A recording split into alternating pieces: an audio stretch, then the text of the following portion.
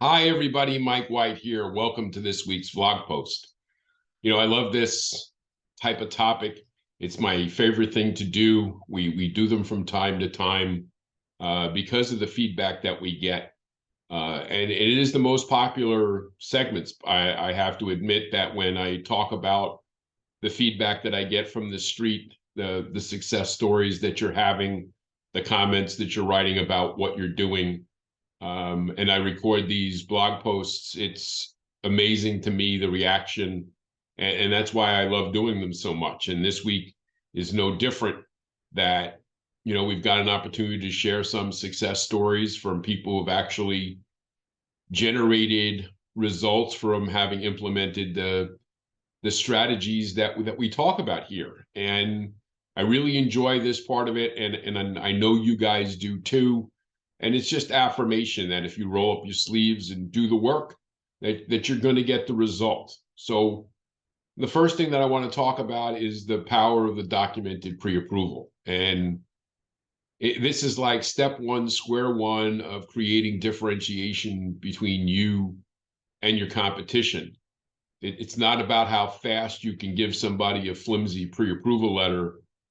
It's about how fast you can close or get your offer accepted because you did the work up front to collect the documentation and verify the information and approve somebody for a payment that they can then move forward with their buyer's agent. And once you speak to the buyer's agent, and that buyer's agent understands the power of your fully documented pre-approval and the power of the offer that this client's going to make and how quickly the deal can come together and close because of the fact that the work has already been done.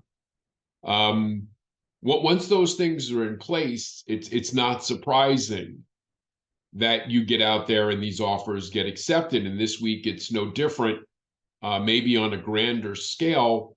But the reality of it is, in some places in this country, we're still seeing highly competitive markets.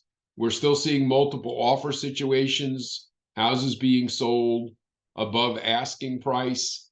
And it does still happen in parts of this country. And in this case, to a very extreme event, I've got a client. It's seven borrowers go out there this weekend and make offers on properties with his fully documented pre-approval. And six of those seven offers were accepted by the sellers because the buyer's agent made the offer, letting them know that this was a fully documented pre-approval. In some of the cases, the listing agent actually knew the loan officer and the company and the power of that pre-approval. And in some of those cases, those offers were accepted by sellers while there were other offers on the table, and some of them even for more money. But in this case, or in these cases, those pre-approvals were accepted because of the faith of the fact that the deal was not only going to close, but could close quickly and people could move on. And that was a big deal to some of the people involved in these transactions. Now, I will admit that one of those offers didn't get accepted. And to be honest with you, is because there was a better price involved. And sometimes to people, price is all that ever matters. And that's what they'll elect. Now, still 6 out of 7 for anybody is really a great percentage. And in 6 out of 7 on a weekend, I think we'd all be very happy to take.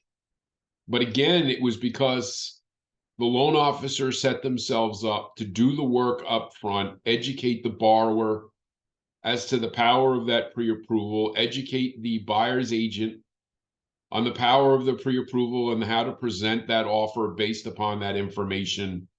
And what we're seeing is we're getting those offers accepted, and sometimes even in the face of higher dollar offers.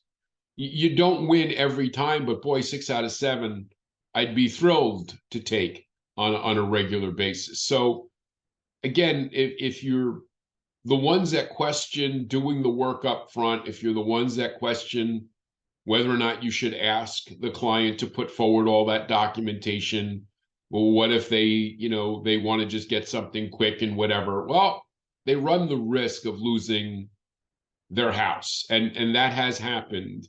We've all seen it, that people have made offers with flimsy or non-existent pre-approvals or pre-qualification or even nothing at all, only to regret the fact that they didn't have a fully documented pre-approval because somebody else is now living in their dream home. So keep that in mind as we move forward. The second story that I think merits sharing this week is something I think we can all relate to, either ourselves or people we know. We think something is a good idea. We think something is a strategy that we can employ ourselves. It's something that we've thought about doing. We hem and haw and go round and round about thinking about doing it and how are we going to do it and when are we going to do it? And we spend so much time thinking about what it is that we're going to do and how to do it, as opposed to creating a plan and just getting out there and executing. And to be honest with you, I have a client just like that. And finally, after a lot of prodding and poking and pushing and shoving and just saying, what do you have to lose? Create the list, go out there and make the calls to the small banks and credit unions. Just come up, just do it once, create a route of 10 small banks and credit unions that you can do. So after about an hour of preparation as to creating the route of 10 small banks and credit unions that this person could handily cover in a short period of time, and after what amounted to be about 3 hours worth of effort, actually getting out and going, stopping into these places and having these conversations, results are pretty interesting, to say the least. That while 6 of the people that they spoke to, were very nice and very cordial, they really didn't show a lot of interest and didn't seem to think that there was a lot of information that they were going to be able to do anything with, or were even remotely interested in finding out or exploring further. And certainly this is one of the things that can happen. But in 4 cases, this loan officer had extended conversations with a person or people at these institutions about what they could do, about what they couldn't do, about the things that they were interested in, about the people that they could serve. And based upon these conversations, it was agreed to that they were going to follow up, with another scheduled appointment about really nailing down how the referrals would work and what they could expect and what the communication would look like going forward.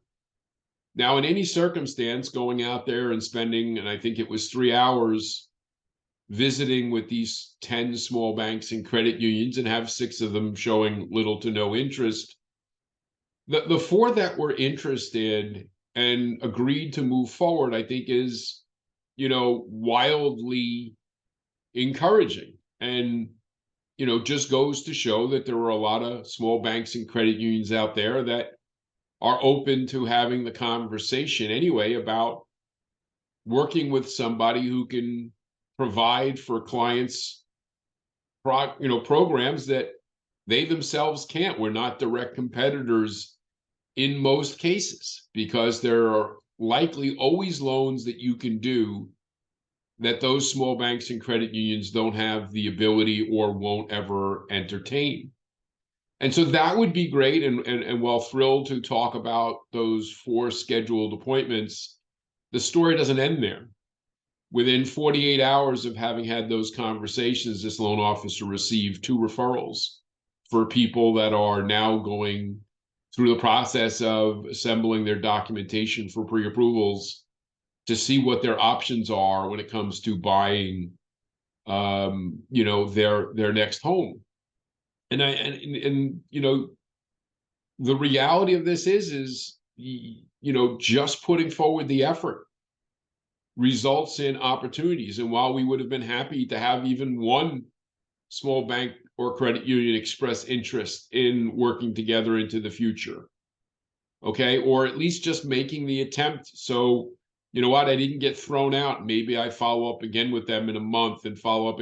Maybe this is something that's going to take 2, 3, 4 visits before they realize that I'm serious. But in this case, not only did a number of people take them seriously, they took them seriously enough to refer them a couple of opportunities. And like I say, you miss 100% of the shots that you don't take. If you don't put it out there, there's no possibility of things working out.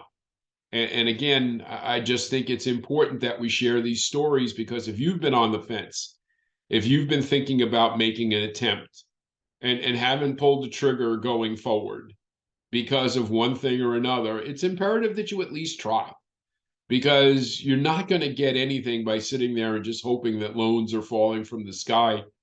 That was a couple of years ago. It's not happening like that anymore. You're going to have to get out there and make it happen. And if you need help or would like to discuss more about these strategies and how you can use them to improve your opportunities, just send me an email, mike@imtcoaching.com. We'll talk to you again real soon. Take care.